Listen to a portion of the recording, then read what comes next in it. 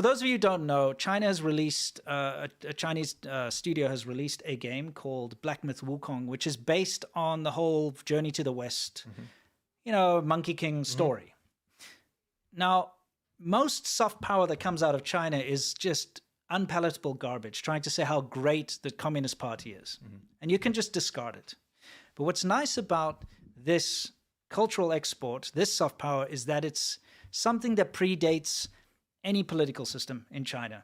The whole idea of the mythology and the journey to the West. You can remove politics. It's got nothing to do with the Communist Party of China. It's got nothing to do with whatever dynasties. It's literally fantasy, and it shows really good parts of China's mythology and so on, which is great. So to preface this, before we get into it, because you put up a great little write-up here, we bought it and we played it and we both like it. So I just want you to going into this, just know that we both like this game. And actually, I'll be honest with you, I support what this game does. And I like that it shows a side of China that is apolitical. Yes. I like that. Yeah. There are some political things we'll get into. We'll be fair. But yes, I like it. And I'll be honest with you, I don't think it's incredible, but I think it's good. I think it's good. Yeah. So let's take a look. This is China's first AAA game, the most popular game in China with 2 million Chinese people playing daily, right? Yeah. This is called Black Myth Wukong. So we'll show you some footage.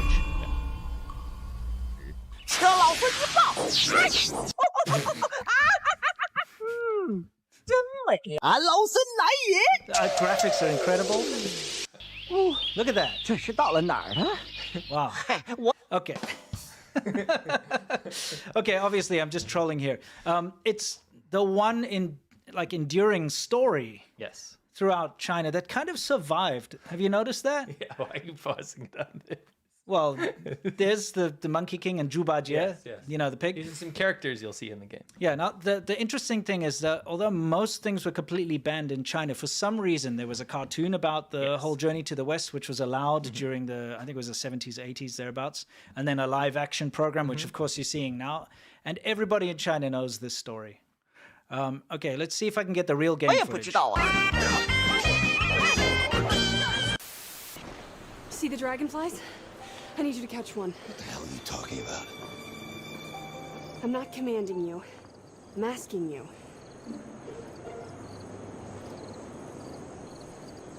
Okay. I know how we're gonna get across. My cloud works here.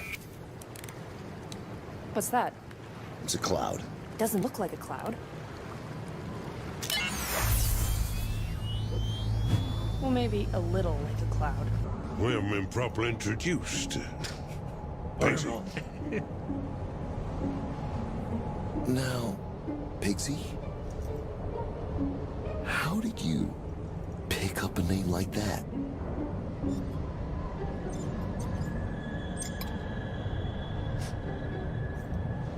Haven't a clue. Oh, wait. Pigsy, you get to the control room and stand by. Monkey, you stay with me and buy me some time. Okay, now you could probably guess that wasn't Black Myth Wukong, but the reason I threw that in there is that's a game from 2010. It's called Enslaved, Journey to the West, or Odyssey, and Journey that to the is West. the reason we threw that in there was this is also a game about the Monkey King. Yeah, loosely based on the Journey to the West. Very good game. When I played it back in 2010, I was living in China, and I was very pleased to be able to see that they'd actually incorporated the Chinese myth into a big AAA game like that. And that's a great game if you haven't played it, by the way. Definitely check it out. It's super fun. Now on to the actual game, Black Myth Wukong. Here's the proper game footage from the new game, Black Myth Wukong. So we both played it. We both thought it looks good. Oh, yeah. I love the game mechanics. The fighting mechanics were fantastic. Very satisfying to play. Yeah. And it was, I'll be honest with you, I was very impressed with what a Chinese game studio was able to put out. It is a AAA title.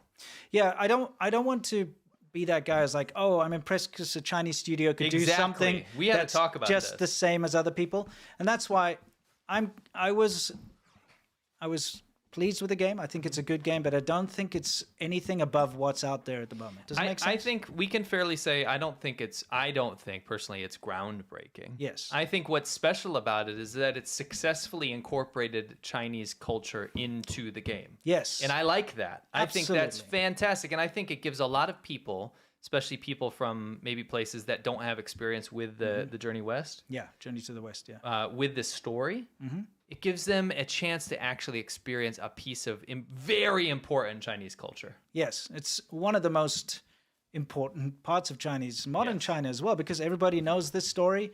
Everybody talks about it. All the kids pretend. So let's take a look at how it's doing, because it's really doing incredibly well. On Steam, 92% of all reviews are from China, and China accounts for more than 80% of the sales. Yes. So it's a point of pride. It's a point of pride. It's a nationalist a pride thing. Everybody in China who's a gamer is jumping on this and celebrating this. We thought we'd show you a couple of stats over here, okay? It's got 97.1% positive reviews, which is great. And I'd give it a positive review too. Me too. Yeah. All right. Players by country. I'll give you my out of 10 score at the end. Okay. Players by country. 81.6% are Chinese players, 2.7% American, 1.3% Russia, and the others are 14.4%. Okay. So the vast majority are in China. Yeah. Yeah, exactly. Actually, it's kind of interesting. If you watch the graphs that show you the players, this, by the way, it's now reached the most ever concurrent players on Steam. So it's broken a landmark or benchmark, I should say. But you can see that it's peaks when China's awake. As soon as China goes to sleep, it goes down to about 200,000. I mean, you have how many billion people in China right now? Exactly. So the majority of the players and the majority of the numbers you're seeing are coming from China. Now, what does this show us? This shows that if you are going to make a game that appeals to the Chinese market, one, and a game that is allowed to be released in China, two, you have potential for a massive market. Yeah. You know? Yeah.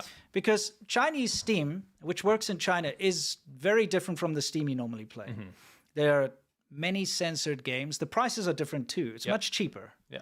For the Chinese market. And we've got some friends who live in China who are very happy about that. They set up the Chinese Steam and it costs like half. They can't play a lot of games like you said that are banned in China. Yeah, but games that are not, like your cheaper. MOBAs and your things that people like to play in China are much cheaper. So anyway, because this is obviously a point of pride and it's allowed, so lots of people are buying it and it's giving great numbers and it's record-breaking now, which is fantastic. Interesting to see. Yeah.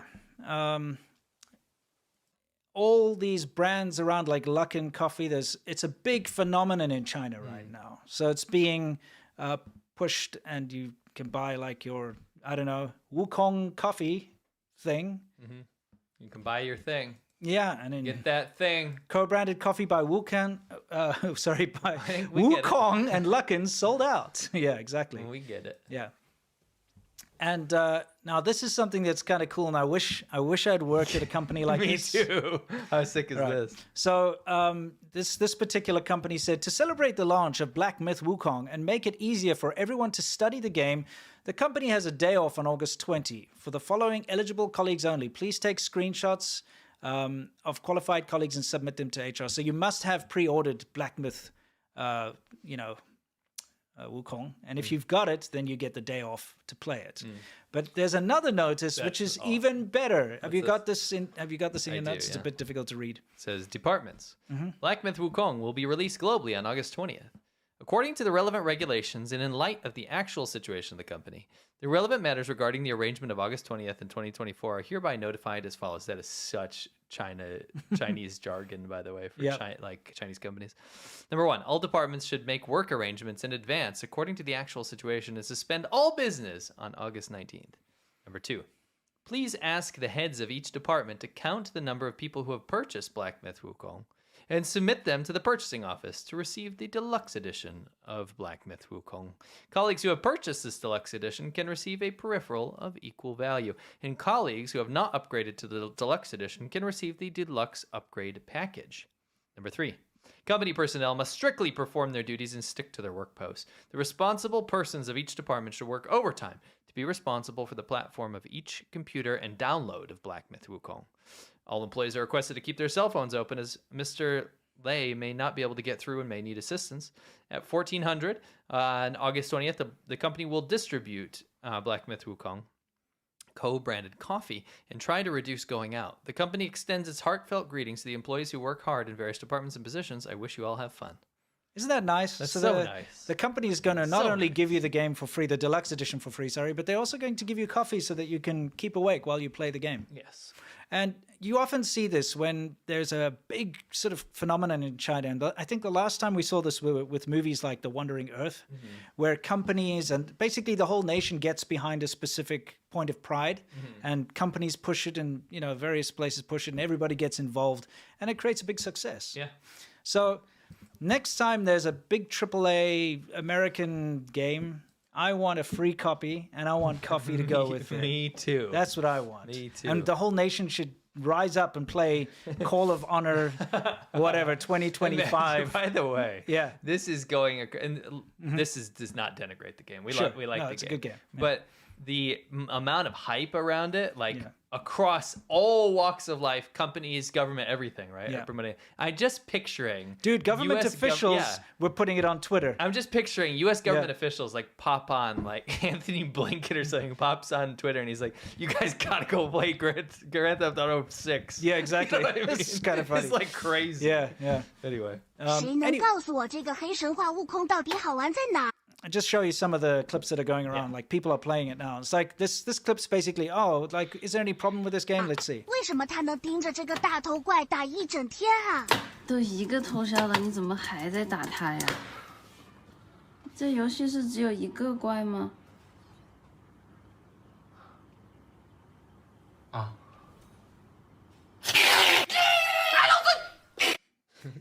Okay, that might be a bit confusing to some people. He's playing a little too much WuKong.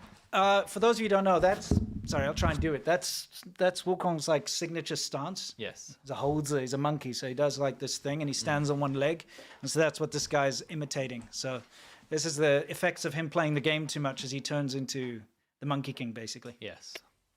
So I wanted to just be fair a little bit here and show some of the other very similar games that are out there. Like this is Horizon Forbidden West. A similar style, like the way you play, third person, running through some foliage. Yeah, open a chest, pick up a thing. This is a type of game. It's a type an of action game, yeah. right? Third person action. Yeah, exactly. This is excuse the lag, that was my encoding. But this is Forbidden West, which has been around now for probably a couple of years now. Yep. Probably. And the reason I'm showing you these games, here's God of War, which very similarly... It reminds me, when I was playing WuKong, it had a similar feel to God of War, which I liked. Because this is focused on sort of Norse mythology and Greek mythology and that type of thing. And it's like, let's do the China version, just right? like WuKong is focused on Chinese mythology. So a very similar type of game. So this isn't a groundbreaking game, but it's a good game. Yeah, and like it's running in style. Yeah, right? yeah. It runs on the same engine as these games do anyway. So is it Unreal? Unreal Engine, yeah. Okay. This is Stellar Blade, which has recently come out. You recently played that, right? Yeah. This is also the same type of thing. Run around, beat enemies, beat bosses, get power-ups, Yeah. It just in a completely different... Is it called Souls-like genre? I feel like kind of. Yeah, I think it's Souls-like. Yeah. Yeah. I think that's what you call it. Yeah. It's not cool when it's like something. Here, back in 2013... The Last of Us was something very similar to this as well. Fantastic game, by the way. Yeah, the first one. Just the way you're saying the way it presents, the way it plays. That's why I'm saying it's not. There's nothing groundbreaking it's not a new about genre. It. Yeah, right. But what is good about it, like you said, is the mythology. Yes, and that's what's fascinating about it. It does. I will say this: WuKong has. I went into it with no expectation. Yeah, I'll say it has a certain feeling to it, a certain flavor to it. And the nice thing is when you are sort of new to all of this stuff, all the fanciful creatures and interesting settings and so on, they're fascinating. And it's very cool. That's what makes this game stand out. Yeah. That's what I was trying to say, is it's not the game mechanics or anything, because that's old and tired. What's interesting is the setting and the mythical creatures and so on that you come across. Very much so. So in the end, I give it a 7.5. I thought it was a good game. I'd give it a 7. Yeah. Yeah. I'd say 7 out of 10. Cool. That's where I'd sit and, happy to play it. Yes. Absolutely. And happy to recommend it too. Yeah. We wanted to remind everyone of this. Yes. This wonderful, wonderful Just thing. to show you how much the Monkey King WuKong permeates Chinese culture, they have this lovely place where this man dresses up as the Monkey King and gets force-fed by children all day. He's stuck in a mountain, like in the rock. Yeah, because as you can see in the Journey of the West actual live action, there's a similar scene where he's stuck in the rock and he asks people to feed him because he's stuck there. Yes. Right? So, this is unrelated to the game, by no, the way. no, but just to show you how big it is.